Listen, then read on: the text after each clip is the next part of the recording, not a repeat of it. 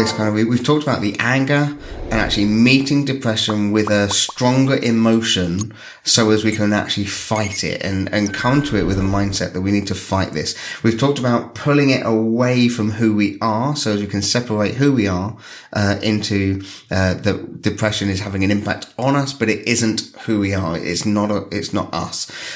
We've also talked about the impact of the voice that kind of is talking to you is different to when you're in a healthy place. We've talked all over the place on this.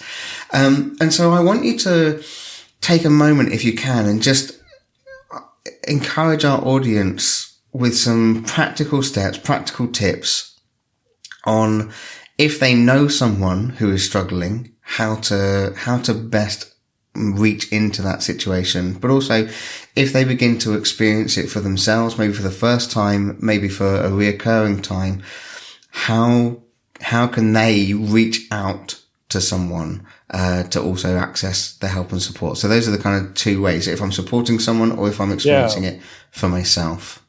I think if you're experiencing it for yourself, the first step is to, if there is somebody alongside you that you can tell them about, who can act as a cheerleader for you and help you access help.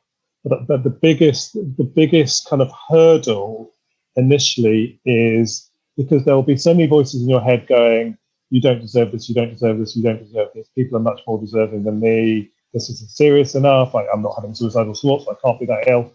I am undeserving of help.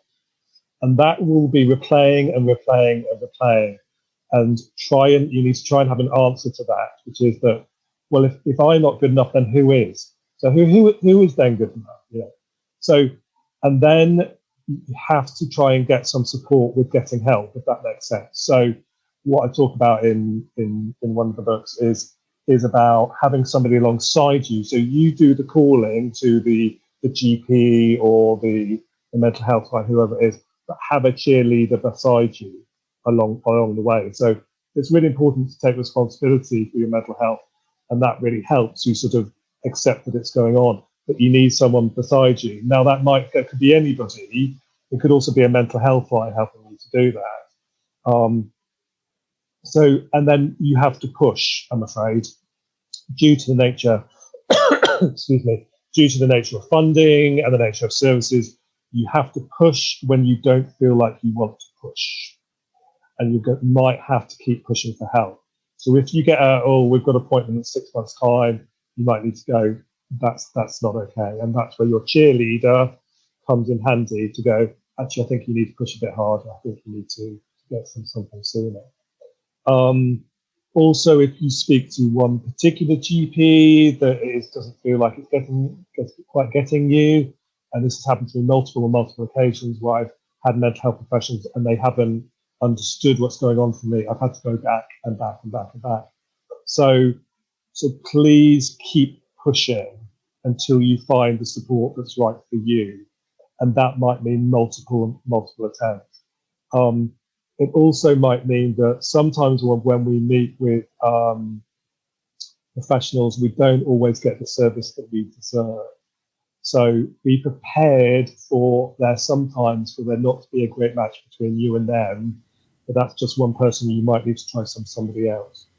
GP is the normal way of going to get access, and you'd have to go to your GP to get to secondary psychiatric services, which is the services that I'm with.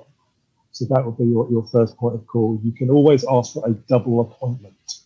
And especially with mental health, I would ask for a double appointment with your GP, because 5 minutes talking about your mental health is not enough. Always try and get a double appointment so you can go into more detail.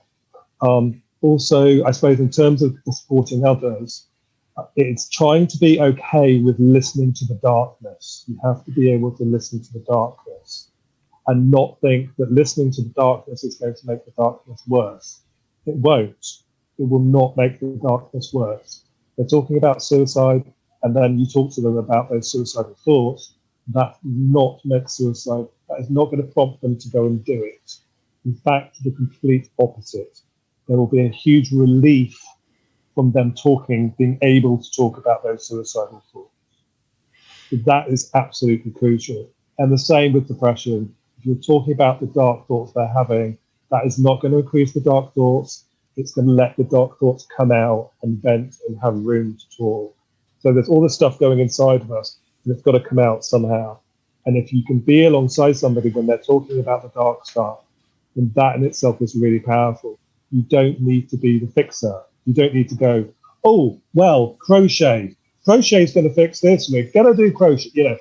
You don't need to do that. You don't. If they want to seek support, you can be alongside them.